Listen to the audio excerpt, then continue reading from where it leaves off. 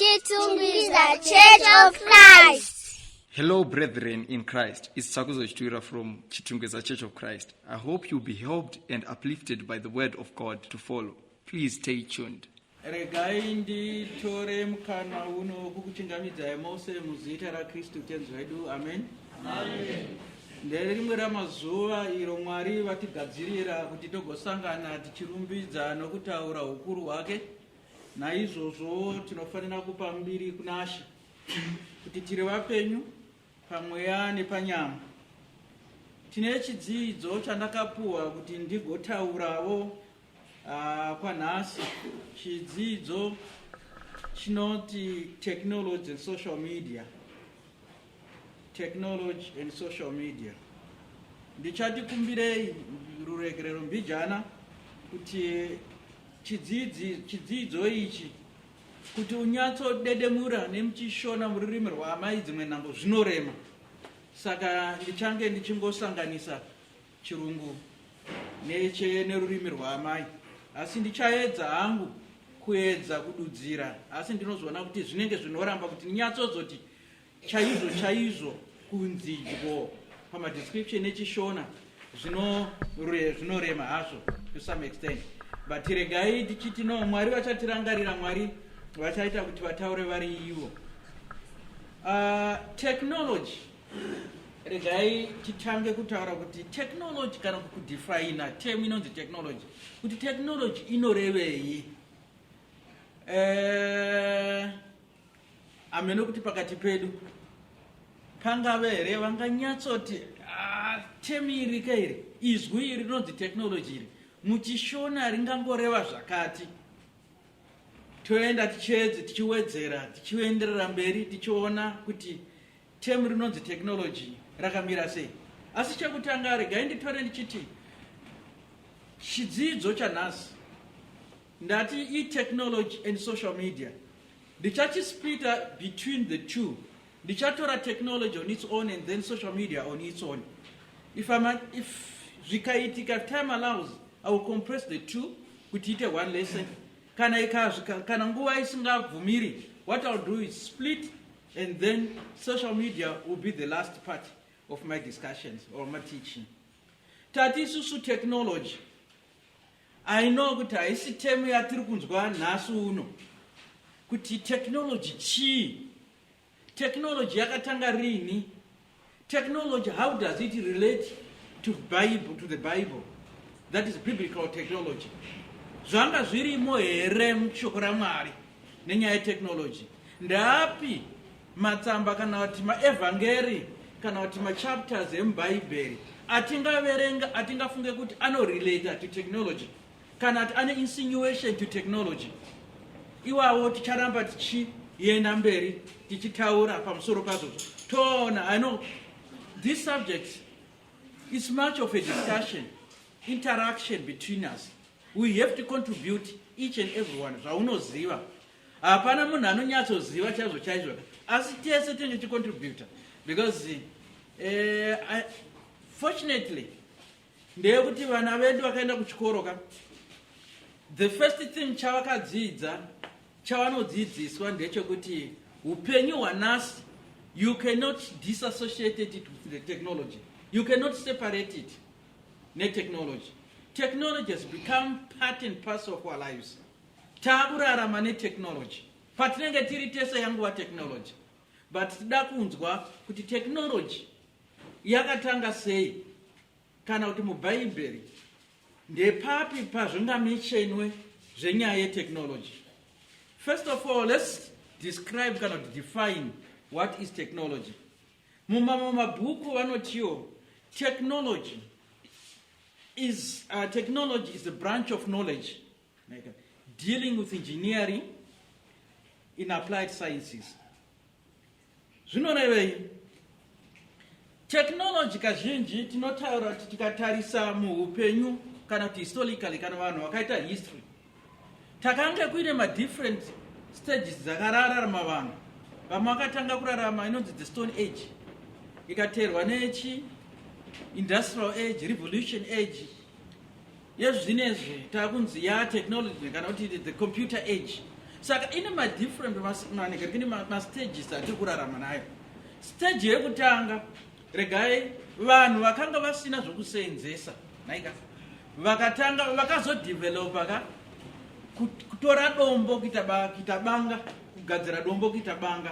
Saka it was a movement from one stage pavanga singagone kushandisa banga kana kucheka chimwe chinhu kuva into another stage yeupenyu hwavo kuti dombo ravaigona kugadzira vachichekesa dombo. Saka yakava part kana kuti parcel yeimwewo yestage yeupenyu. Saka that was a technology yakanga yava into play. Tinorangarirawo zvekare industrial revolution, what that happened in England sometime back in the 80s, in the 18s. Industrial revolution ndo pakatangawo companies, kutanga kwemacompanies kuti vachitanga kugadzira zvinhu on a massive scale zvakawanda. That was the industrial revolution. So it was another age in a stage here in technological development. Yes, tane period yatiri kuti everywhere it appears kuti upenyu hwedu is now being driven by computers. Mudzimba dzedu, take yourself back home. You've got a TV, you've got a fridge, you've got a cell phone. Almost everything zvazviri based on technology. Ndo upenyu hwedu hwanhasi. But tiri kuti isusu now, technology, what impact does it have in our lives as Christians? Is technology yakaipa here? Chii chatingatarisire kune technology? What does it help us in our daily lives? In a life of a Christian, technology, is it acceptable? Some people, they look at it and say, technology is devilish, man. It's really that devilish. I'm sorry, man, Satan is money and something of that sort. Yes, tingandaro. But is it true? Tirakeza kupatsanuza kana kuti kureva kana kuti kutsanangura togoona at the end of the day we come up with a decision, as a personal decision, say, okay, technology, to myself, I think it's zvakaipa. Kana kuti technology, inini pachangu, I think it's right. This is what we are trying to bring out today, tichitaura nenyaya yetechnology. Regai nditaura ndichiti, pakatanga technology, kana kuti, let's take ourselves today. If technology has not come into existence, Mukoma Tafazba, these things, it could have been a dream to you. Motor that you could drive, it would have been a dream. But technology on the other end is, if you go to Japan now, the massive production of motor vehicles and everything that driver now Honda and Civic, almost these vehicles are coming from Japan. But how do they manage it? It's a small country. Aina resources are no shanisira. But you count the massive production of motor vehicles coming from that Japan car. It's massive. The Osaka auto drive. Why? It is because of technology. They adopted technology at its highest level. Ukaenda mu plant ye Japan munogadzirwa motor. If you count the number of people who are kumena that plant, you'll be very much surprised. Maybe 20 people are manning a plant kugadzira motor, thousands and thousands of vehicles. How do they manage that? Because technology, develop technology kugadzira motor in the most fastest way. Motor, maybe not about 30 minutes, just to bring it from the start up to the end. Involvement here, human beings, is so minimal. Maybe kucheka, kuti magetsa isko zvakanaka here, nokuzoitesta, kuti motor ipone na kutesta, something of that sort. Nemamwe kuti ma parts anounganidzwa, kuti kana riri bonnet rinoiswa pano, kana riri mavhiri anoiswa pano, kana riri paregrina anoiswa pano. Saka automatically the robot takes up the whole process from the start up to the end. This robot rinenge richingotora mapatsi richingosanganisa richirova chesi richigadzira kusvika mota yapera.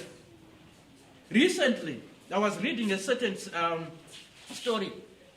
Kuti people are trying to develop a robot. A robot inozoshandiswa muhotera. And definitely it was tried and tested and it was successful.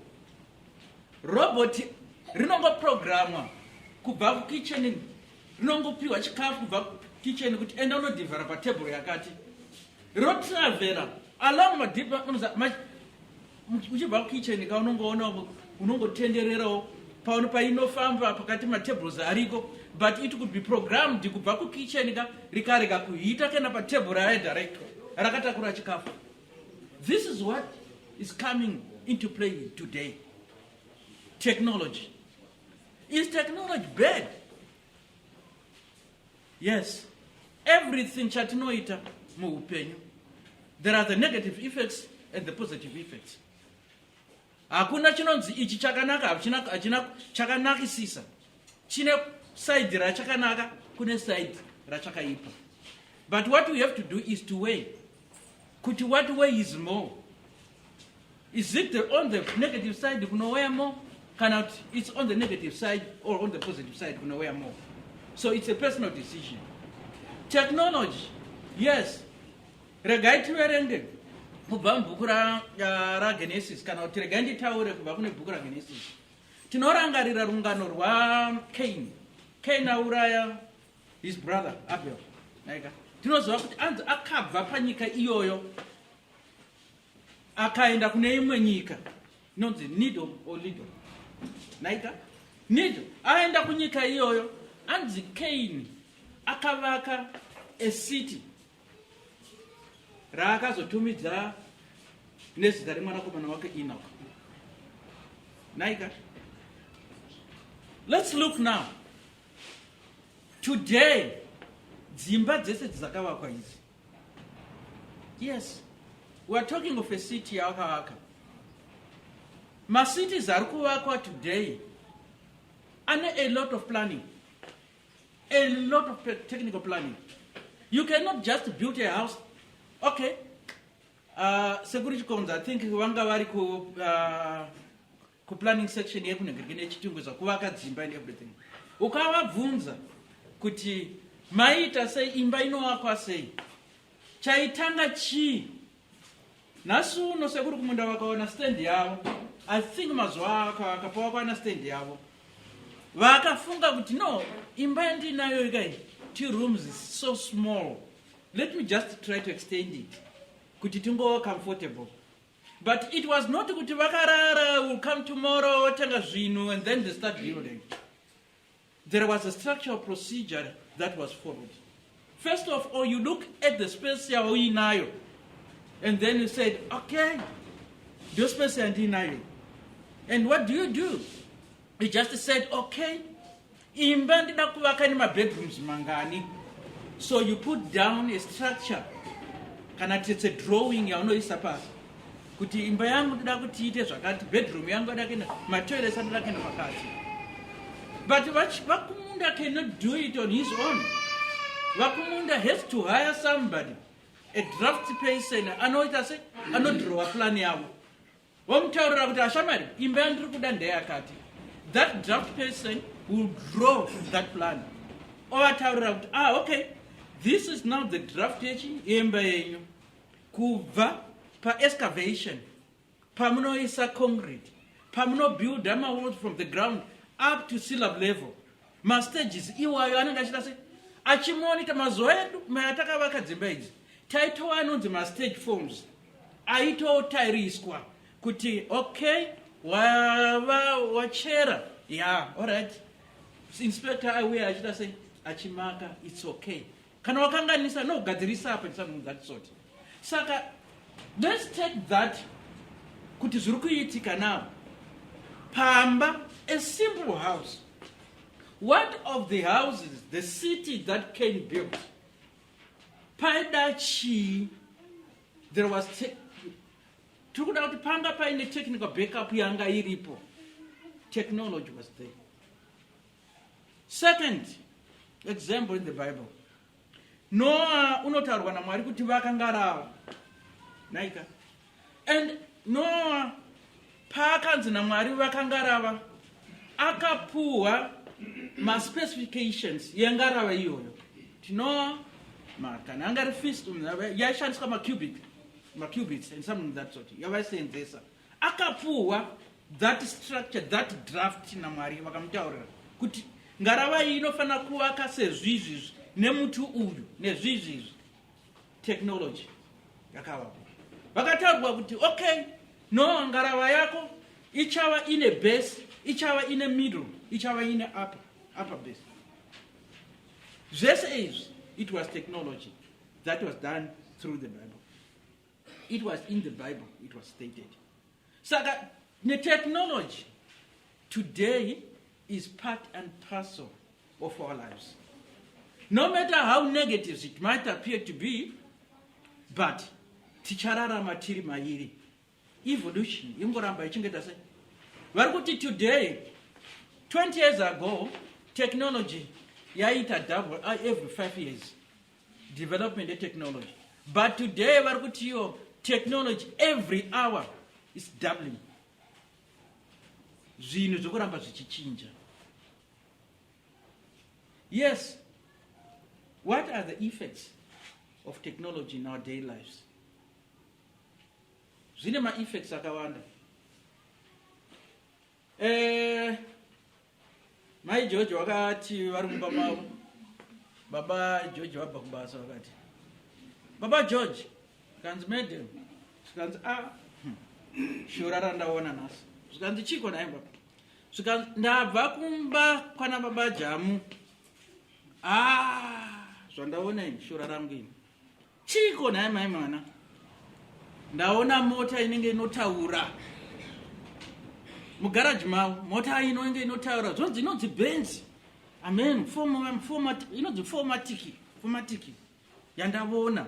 Ndataurirwa ini kuti hanzi uchingopinda mairi, uchingobuda panze apa inokutaurira kuti road yatiri kufamba nayo haina kunaka. Kana kuti atinenge tiri kufamba musango ichikutaurira. Kana kuchipisa, kana mawindo akavhura inobva yavhara yega.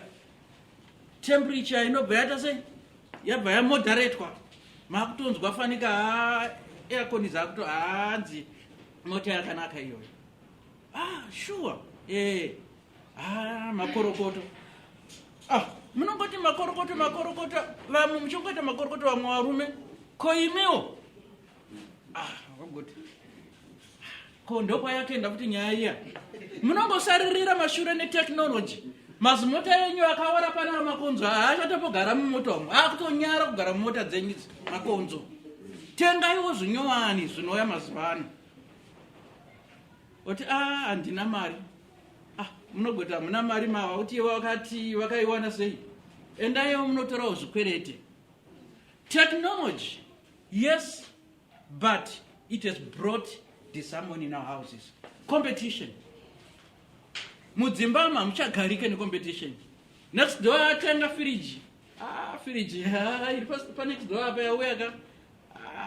Iyo ndotoidawo mukitchen mangu. Atina mari. Zanza ini. Gore negore hamuna mari.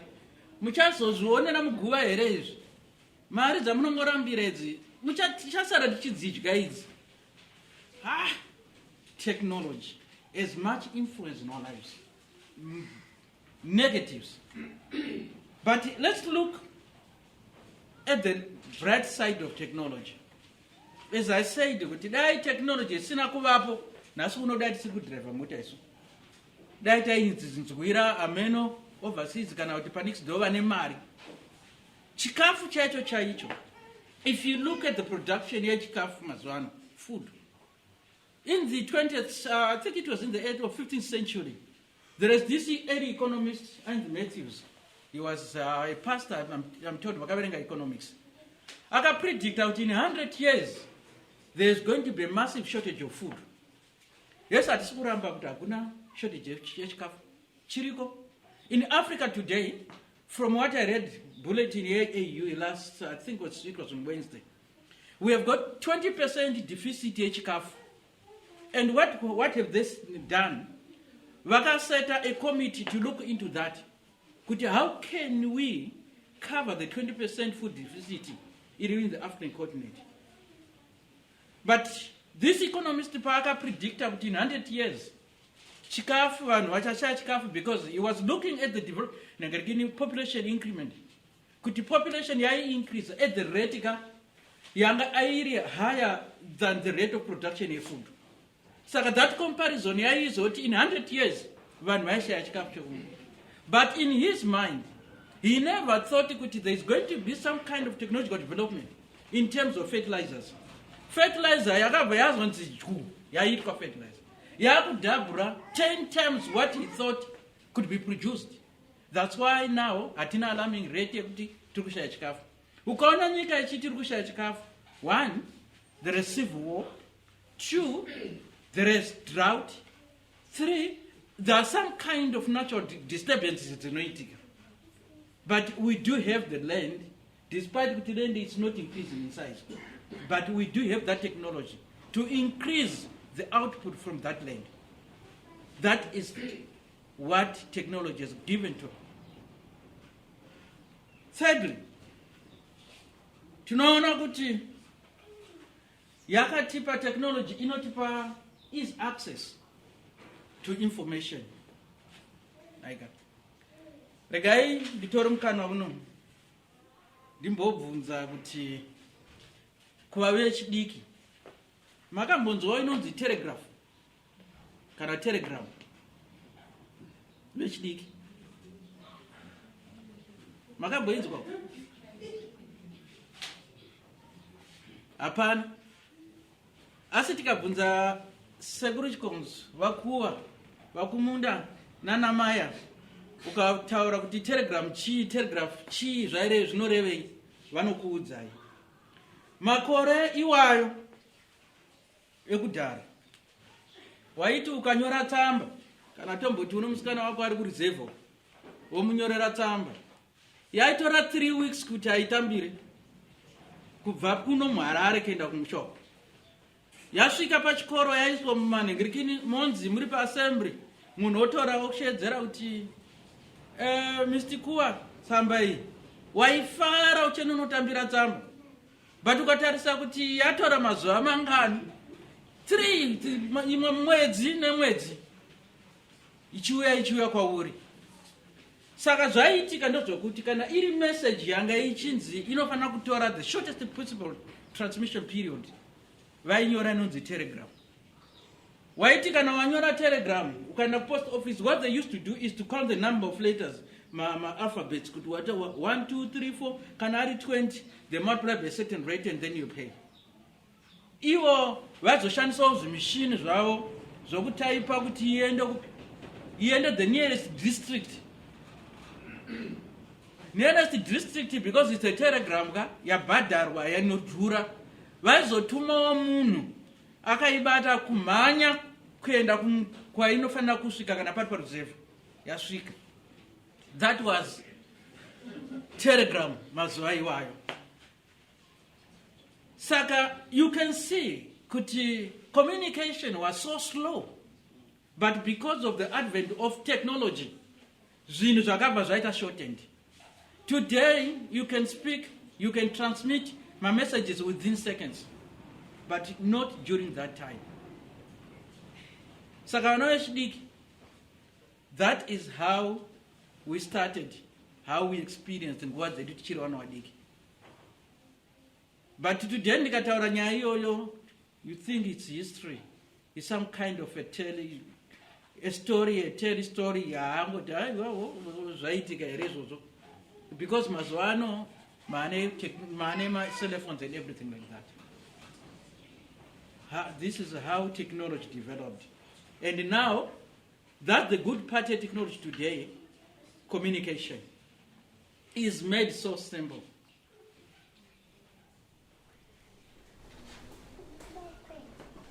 Regarding to example, nguva iyoyo vaiti mukomana kana achitsvaga musikana wake, naika, well, there are 2 models dzaishandiswa, maybe it could be more. Aidza waitsvagirwa musikana nevaparents, kana kuti waizoitawo iwewe uchitsvagirawo, but finally it was going to be approved by the parents. Without the approval of the parents, maybe that relationship yanga singagone kuda sei kubudirira.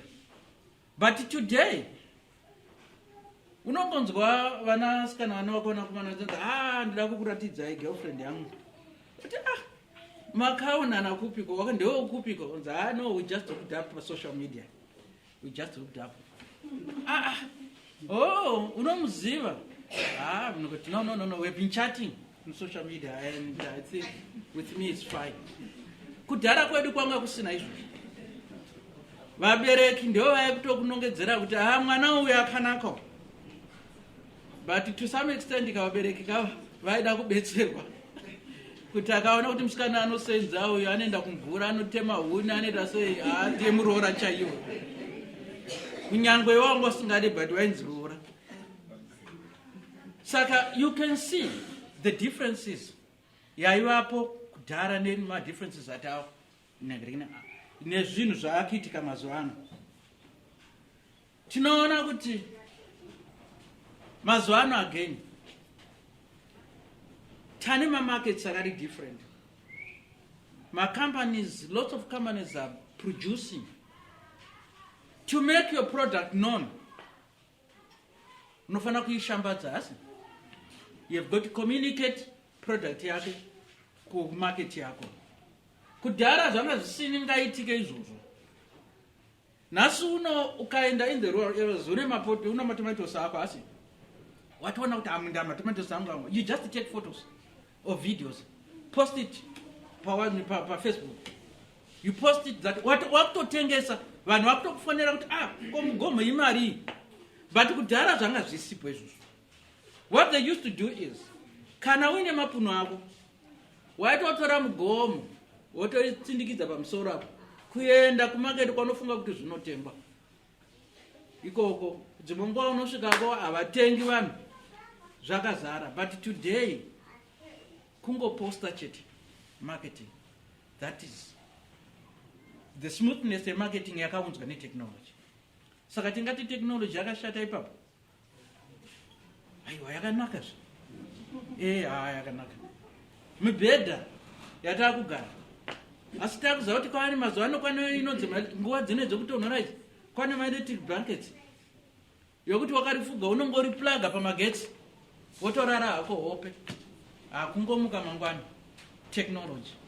Asi pane vamwe vakazotsva because hamene kuti chii chakazoita.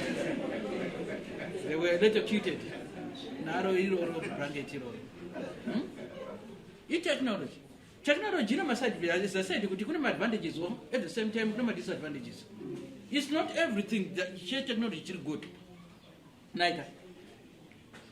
Tozoti of the technology. Yes, you know, coffee. If you look at it, but as a bottle or so, not going to be made in Kenya, made in Brazil, made in something like that. Kutara chokati dai pasina technology, coffee yo taingo wira kuti ngoti kuno coffee iri ku Brazil, kuno tisingamboizwi. Chakaitika ndechekuti the cost of production yakareduced and the mass production yakaintroduced. Now, vanhu Brazil, despite the thousands and thousands of them, they cannot consume the whole lot because yakawandisa. So the excess is exported to us. That's why today we are enjoying my products. I know that they're made in England, made in China, because they are massively being produced.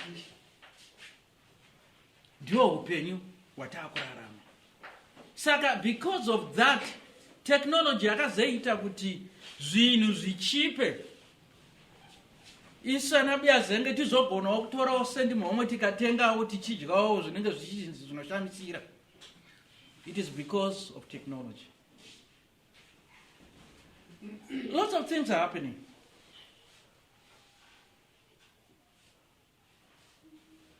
Tikaenda banking sector.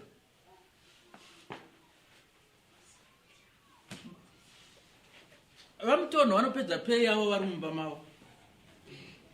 Kupedza kuti vachitotaura kuti ndapera ini, mari yapera. Mogopera mari muri munomba naye baba zvaita sei? Technology. Kungotora uchingotaipa mari ichingoinda ichingopera wakagara mumba uri mugumbeze baba wemwana kuzotara vasinganzwisisi madzimai anozotara kuti nai zuro ndopapinda sarari yenyu handi ndopayapinda hamuna kubuda pano dai maine wawa wakati aisvika makapedzera muwawa mari yaendepi yakadyiwa kare yaenda technology iri kuti ngoti pedzera mari takavata mumba. It's an advantage, isn't so? Mari haichatorwa nematsotsi. Kudhara waiti ukatora waisa mudzamba kwako waisa muchikwama but vekudhara manje matrauzi edu manje yanga ino homwe yemukati yawaisa mari. Mazuva ano hakusisira izvozvo because mari yacho inokwana mumabhondi ungaise mangani muhomwe yemutrauzi hazvichaiti. But now everything, all financial transactions are done on this platform. It becomes so easy. Security wise hatichabirwa. Kana waona watu wapedza mari ndiwe wega wapedza mari yako nounzenza wako nema expenses ako ari uncontrollable. During this time yeCovid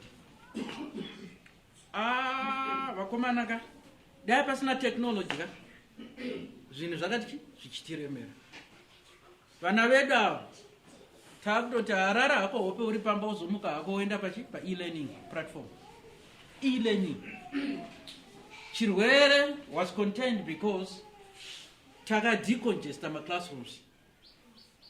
Vana vakudzidza vari mudzimba dzavo despite it's an expense to the parents in terms of purchasing data bundles and everything like that.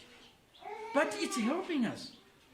Vana havachaunza zvirwere mudzimba for this, especially this time pane pandemic yechirwere ichi COVID-19. Saka it's one of the things that technology has brought to us. We are being kept safe. Saka tingati technology yakashata here. But alas, technology at the same time has disadvantages.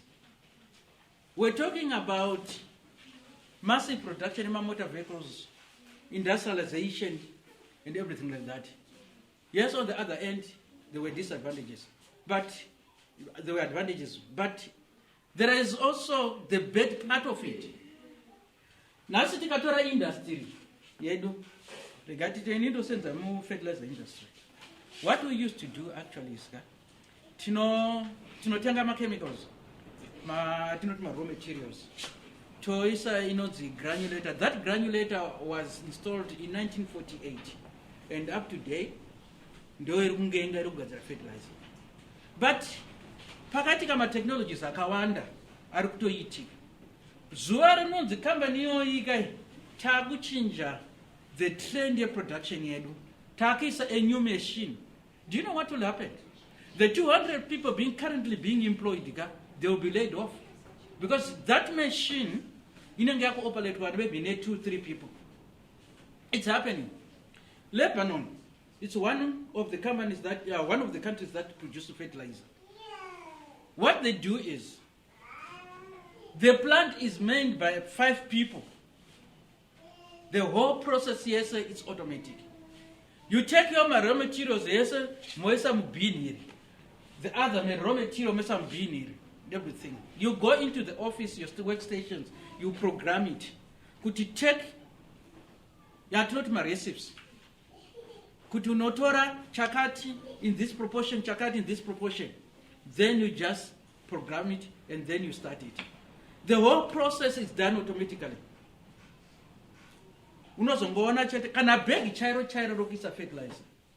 Inongoitwa nemachine. Unozongorona rakungopinda rakungodonera murori. Murori, ichingopinda murori.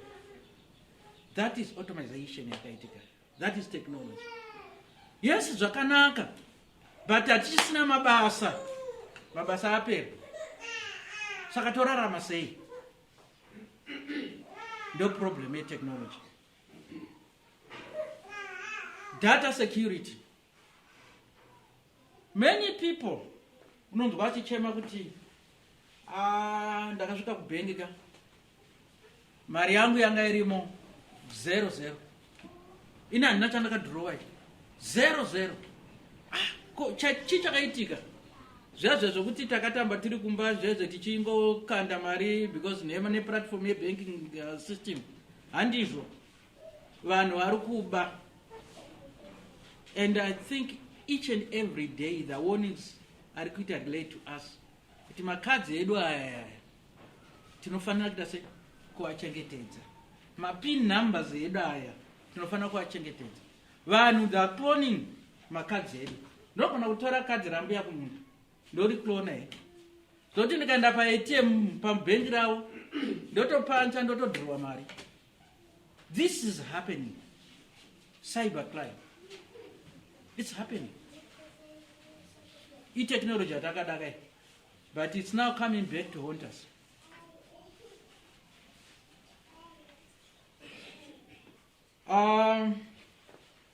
Technology, social disconnect. This I'll talk about social media. That is where it must relate to. Where relationship kudhara tanga tiine nguva yekugara nemhuri mudzimba dzedidzi tichitaura nyaya and everything, but today vana vedu ndoti vachingosvika mumba Gerald anongosvika angozvilokerawo mubedroom make all day ari palaptop pake, ari paWhatsApp, ari paTwitter, ari paInstagram. Hatichisina nguva yazvo ukama huya une vana vedu hatisisina ukama iwo. Our influences, parental influence on our kids is no more. Uchamudzidzisei mwana yeyo kumuti Gerald huya kuno kati gotaura anzi no I'm busy ndimbochata I'm chatting. Haachateerera vana. Technology has taken over his parents. Vana vakungo zvakawanda zvaakuitika. Saka that social disconnect is one of the disadvantages of technology. Hatichisina ukama navana vedu, and vana vedu vakuziva more than what we know. Hapana chaunomudzidzisa. Ndikataura pane mwana wangu uyo ari papo ari kuita kana kuti ari grade 1 kana kuti ari ku ECD. I remember last week paitaura kuti vabereke tisi tiri kunenge tisiri kurera vana zvakanaka. Mwana akachema tinomunyaradza necellphone. You sure? Bata cellphone. Chimbotamba magame cellphone. Chimboita vana vedu vakugona kuoperata ka as young as 2 years old, 3 years old. Vane technology vakutotamba nazvo. Just imagine akazosvika kuuniversity semuningina wangu akuuniversity anenge akuziva how much has he amassed in terms of technological knowledge. There's much. Saka that, yes, it's okay, but on the other end it's not okay. But hatichisina hatigone kwazvakuita. Inonzi digital media manipulation. Vanhu vari kupomerwa mhosva dzavasina. Kungotora mufananidzo wamukoma munin'ina wangu vatinofola kuisa pasocial media kuti ndiye akapara mhosva akaita zvakati. People are smearing each other. Zvototi unototya kutofamba murodhi mukuti unobuda pasocial media ka wozoita unoitaura sei kana wabuda pasocial media. Dzava hondo baba vemwana. Mukada zvokutamba mai munobuda pasocial media panyaya yamusingazivi. Social media ndezvayakuita. I-technology yoyo, we adopted it, we welcomed it, but it's now hating us. mufundisi, I'm not good at time keeping. Munongozongondiudzawo kuti time kana dzakwana. Ndambotaura nejob insecurities asi kuti mabasa apera muno. Any company iri kumuka yezvino, the first thing they look at is what technology can we employ in this production, in our productions and processes. Paifana kutorwa vanhu 200 tati panotorwa munhu 10 mabasa apasisina. Iye zvinezvi vechidiki mazuva ano, to be honest enough, don't look forward to formal employment. You have to create your own employment. Your own. Muchibva university, sit down and say, okay, I have acquired this academic qualification, but a paper does not give you a survivor. It's a paper yakangonyorwa kuti you are qualified.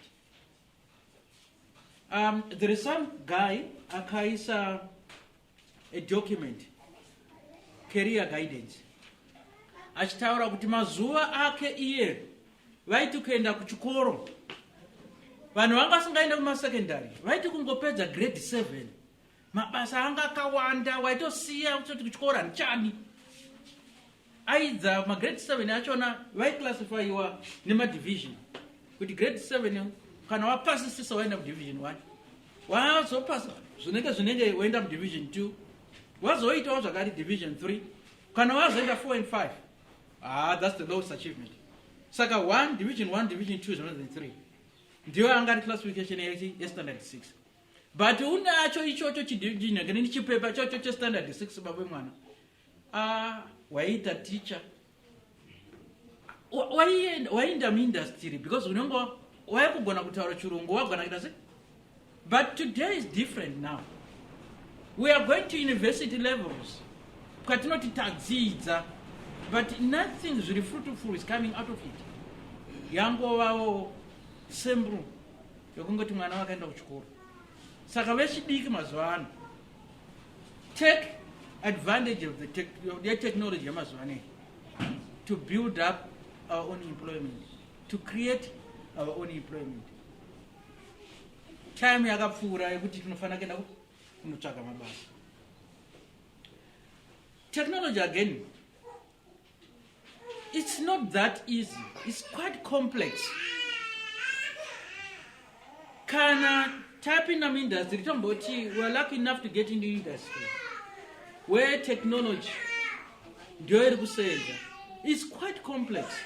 Inotoda kuti ita sei udzidziswe kuti unyatsozvibata kuti wazogona kuzonza no baba wemwana maita sei makugona zvinhu izvozvo zvinenge zvaita sei wadzidza. Saka it's one of the disadvantages technology. Let's look hondo dziri kuitika right through cyber wars between America and China. Today, one country is most feared in the world is Korea, North Korea. Ukanzwa vanhu vachitaura ka? North Korea is one country is so secretive, maitiro ayo. The Americans are scared of them. Even the Chinese close to them, they're scared. Missiles and everything that are being done again. They could develop missiles, weapons of mass destruction. It is because of this technology. Saka technology in advantages, technology in disadvantages. It's up to us how we embrace it. If you want to embrace the negative effects of technology, well, it's well and fine. If you want to adopt the positive effects their technology, it's okay. Now, Amadam, I know you have contributions. In the last 10 minutes, I think there are 9 minutes left. Tinoda kuti ticontributewo tinzwewo maviews yenyu with this short period pamusoro technology. what do you say pamusoro petechnology? Ini ndataurawo pandinonzwisisa. I might be wrong. I'm not saying accept it. But tinoda kunzwawo maviews enyu kuti technology iyi yakamira sei.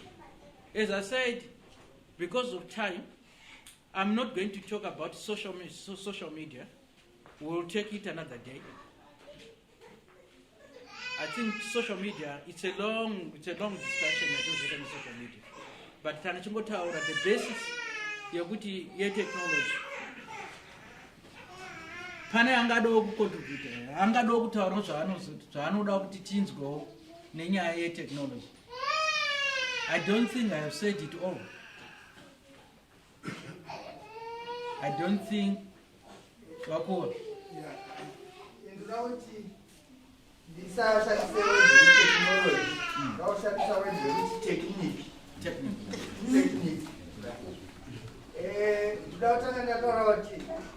Technology has got no boundaries to say, but it is a developed way of doing something, or of bringing it out, or digging it out. A special way of doing it. Sometimes it's not kutakuration, it's not a but there's a hiding in it you don't discover by a man. Right. I remember very much when I my sports, the sports in English. Right, from 18 maybe to 25. Right. There was a technique of knocking out someone, not using very much power or sword. It is always there. It is always there. Actually, chase.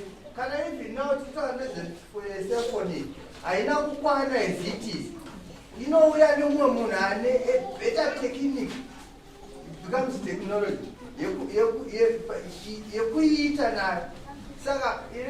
Technology is very good because sometimes I put them to wear sweat or so and so.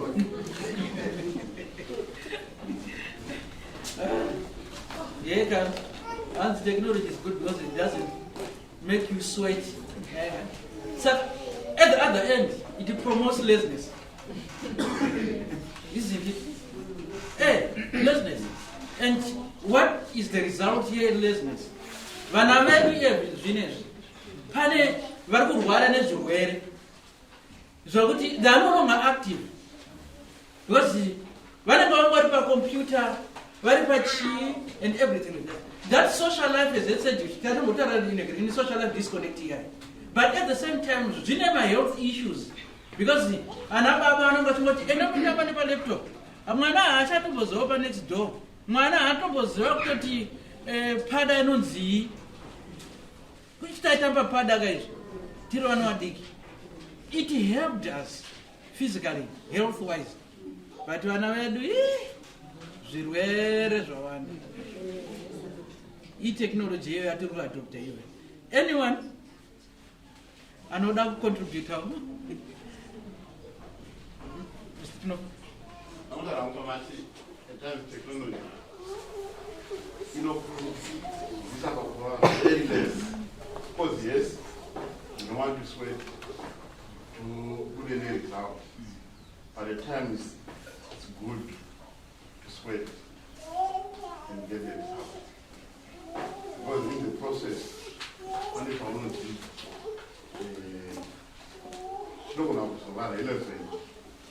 even one. Because if I'm going to tangira, it's a sweat. I'm going to become dangerous. Without the Butanga was sweat, no, there's a better way to do it. Like I said, I remember I was teacher, maths. Did you know how to calculate addition? I don't know who to grade you. I know how to take a calculator. I said, take that. We teach Form 4 students, Hallelujah, maths. But no one has to buy a calculator. So I answer 10 plus 10. Because I calculate and I calculate and you're doing your math, 7 plus 8, when I'm doing that calculation. Yes, it's good, but when you have to do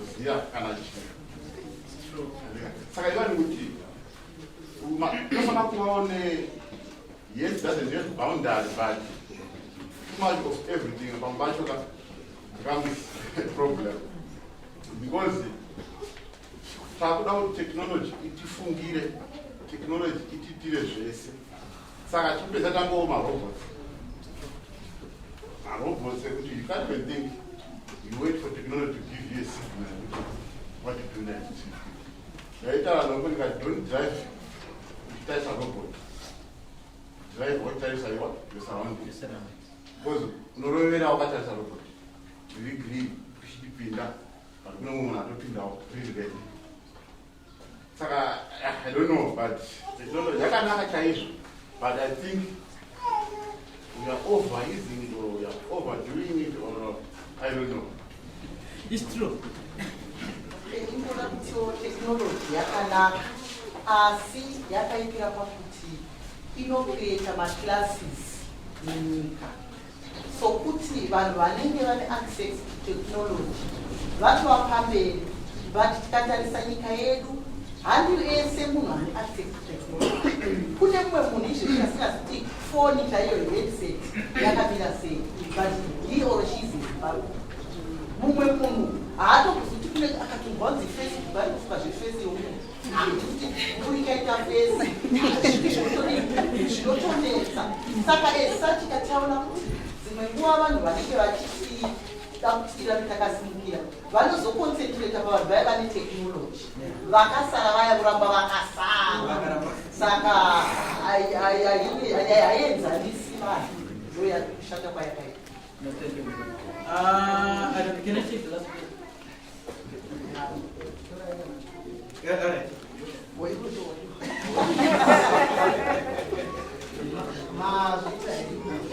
Inina kuti yakanaka asi patinoenda muzvi ngatigone kuidentify patinosvika kuti zveshuwa ndikufanira kuishandisa here because vanhu vacho vanogona kuda kuishandisa paisingati kudini paisingati. I remember in 2016 kwakaita a preacher akaenda pamberi apo aine laptop yake ndomakanga muine mari dzake ndobva aivhura zvakanaka naka ndobva vamwe vari kuaudience vatoti uri kushandisira vhara izvozvo vhura bhaibheri ratinoziva kwete kuchivhurira chavavhura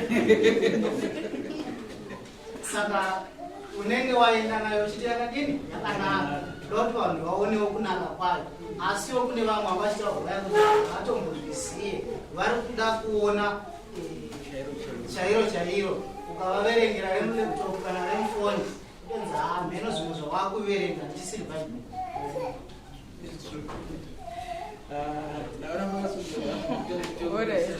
naida ngowedzera pane zvambotaurwa natingoti sometimes zvimwe zvachona ndofunga kuti even technology inotirobha even mamacultural practices ndofunga ezvinezvi vamwe vanogona andikuwana nazoom chichichi vamwe pamwe kutoroorana nekudii zvotongoitwa zvakadaro mari dzotoiswa mumaaccounts and everything. Even nyaya yelaziness inga ichitaurwa zvambotaurwa kunzi kudhara maybe amai vaiona kuti musikana uyu anoshanda ovha watoti vanomuda ezvinezvi maybe hakusisina because maybe tane madishwasher maybe muzimbabwe nenyaya yemvura apo pamwe zvinganetsa but mawashing machines and everything zvingori unenge uchingozviita chikafu watongoisa mumicrowave zvatoshanda saka hapasisina zvekuona kumwe kugona kwemumwe munhu kana zvimwe zvinhu zvatinofanira tichiyemura setsika dzedu zvese zvangova it's true. Culture. Right, the last one. I'm sorry. Inini ndafamba muchitaura elda muchiti imweni technology yakanaka humwe kune zviro zvimwe zvakadai zvekuti technology yendiri kuyo ndaramba yakozere disaster ngekuake mhuri kudanana kwasikana uko kutorana kwakuita muinternet and things like that has become disastrous because vanhu vacho vanotorana ava haamboziyani macharacters hanzi background. Saka madivorces percentage ari kuitwa mazuva ano akozera kunge technology iyoyo yekutorane mumaindaneti yekare iyi yekwende kwaana tete kuzi kumusha kwanhingi apa musha wakanaka wakaberekwa namai edu ndio malasting marriages.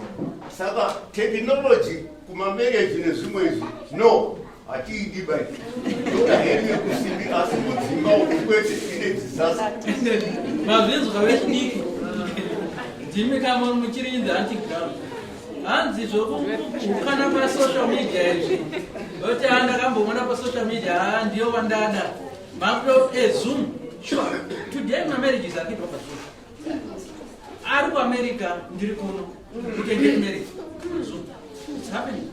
Saka those ones culturally zvairoda ukoshi hwemarriage. Next lesson yangu tichazotaura nesocial media tichazotaura kuti